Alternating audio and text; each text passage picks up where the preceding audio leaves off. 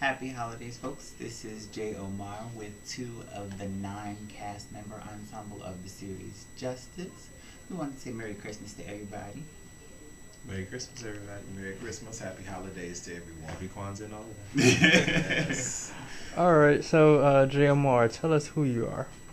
Okay, my name is Jay Omar. I am the author of Masai and Justice and the creator and head writer of the web series by the same name, Justice. Okay, so talk about the beginning of who is JMR. The beginning. Oh, that's my mommy. The beginning of J. Omar would have to start with Masai. It was my lead into everything that I wanted to do. Mm-hmm. I'm just a kid who grew up on the streets of Newark, New Jersey, who had a library card and a whole lot of time. All right, so Masai, talk about that. Masai is the foyer into Justice. It follows. It's told from Kamari's point of view, who is Masai's lover. It tells the story of how they get to be the head of the largest drug cartel on the eastern seaboard. Okay, and Justice?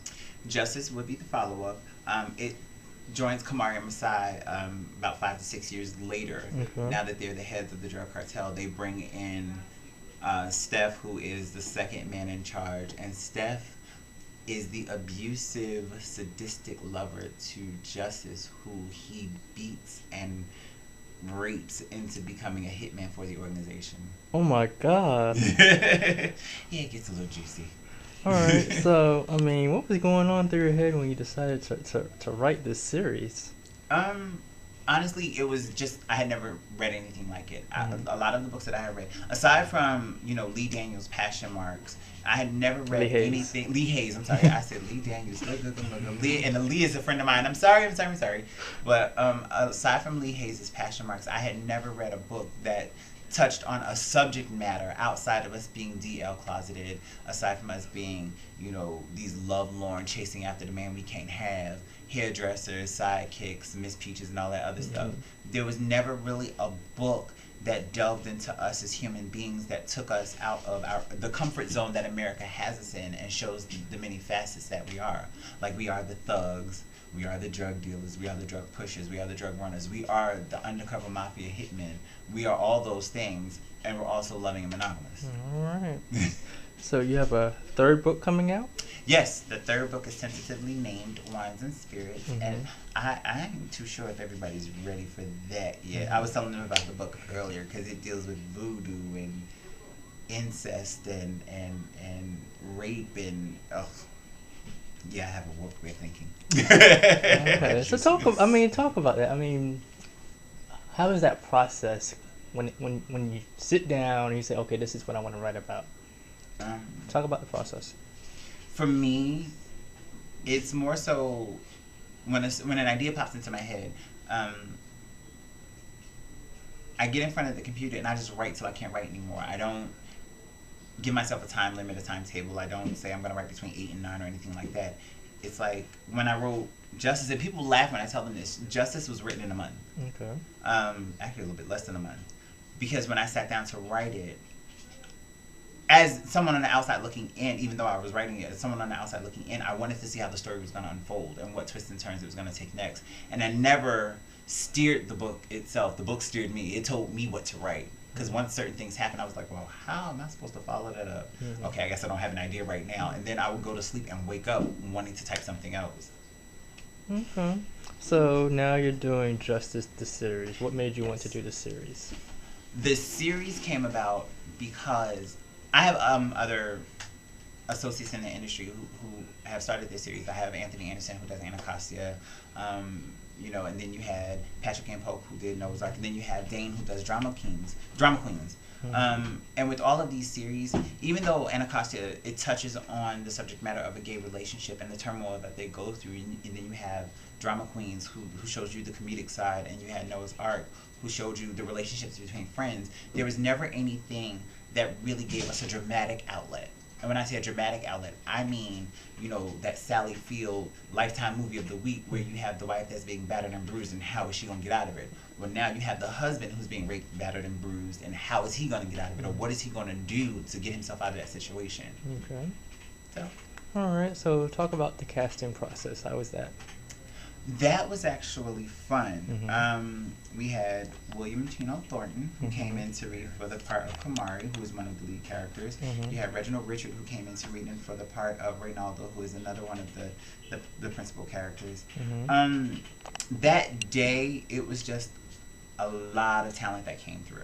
It wasn't an abundance like most people thought it was going to be, but it was enough to where we had some tough decisions to make on who was going to be cast in what part. And I think people are going to be pleasantly surprised. Like, we have Akil, who is playing Masai. We have Paris Buford, who is playing Justice. We have Timothy Williams, who is playing the League. We have Aaron Brown, who is playing Jason. We have Tony Schobert, who is playing Steph.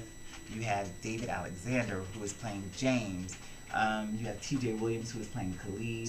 You have Cisco Vegas, who is playing Raphael.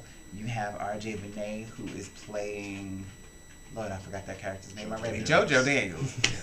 And all of them. This is going to be The Wire meets The Sopranos meets Noah's Ark with a little bit of Desperate Housewives somewhere in there. All right. All right. So you kind of introduced us to the two cast members, but introduce us again.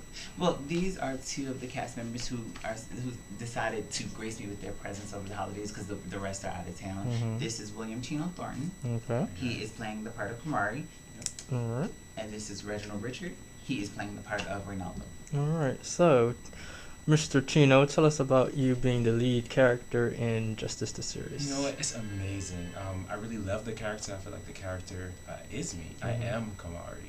He thinks as I do. He walks as I do. He talks as I do. So it wouldn't be a far fetch for me to play the character.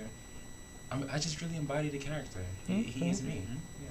So you didn't have to do any, meditating, any, out of body spirit or anything nothing like that. No. Well, he says no, but you got to see them in rehearsal. It's something to watch. You know what?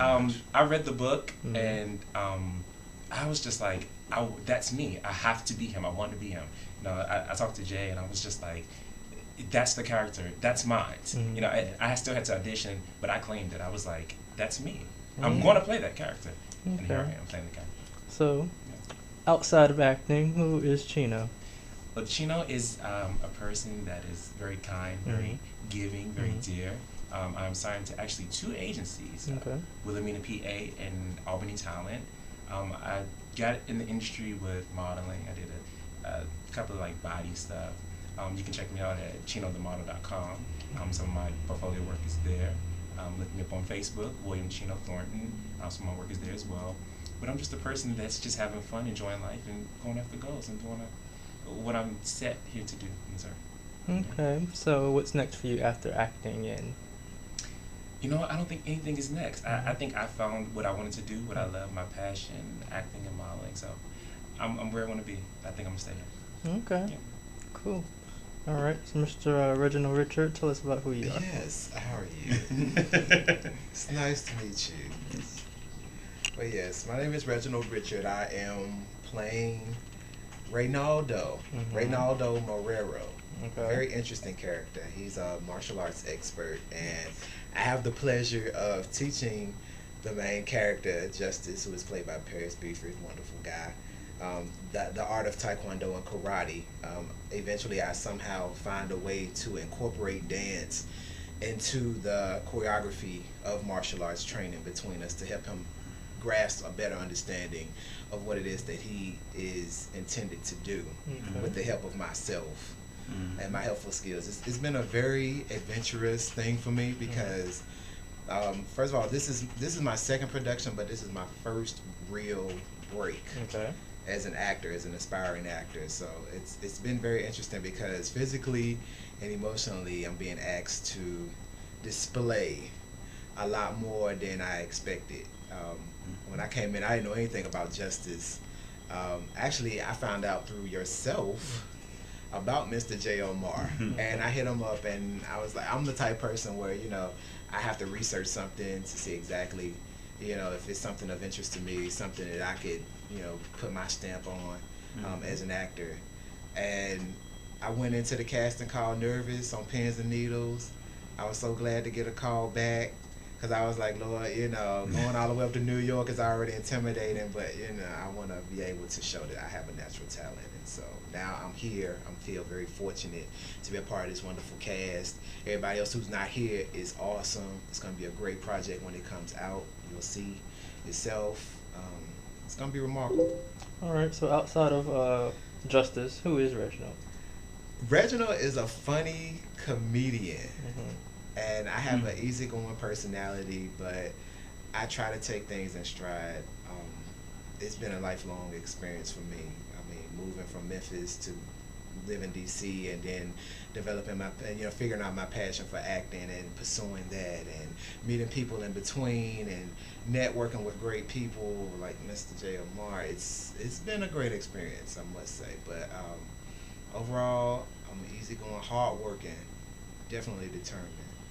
I'm very spiritually in tune with myself, I guess you could say. Okay. All right. So if y'all could say one thing that you guys are thankful for. I am thankful for J. Omar, this opportunity. I'm thankful for, oh yeah, you said one thing. Yeah, that's one thing. But this opportunity, J. Omar. Okay. I'm thankful to have, as I stated earlier, to have a second family, because it's been a lot. You know, this is my second time going into a big production, or what I consider to be a big production, but this is like my first time like actually feeling like I have people who, you know, that I could feel like I could feed off of. We have a great kinetic energy, and I feel very glad to be a part of the cast. I'm very thankful to be here, to be present in the presence of greatness. All right, folks. Well, I thank you for giving me this opportunity to chat with you guys for a little bit.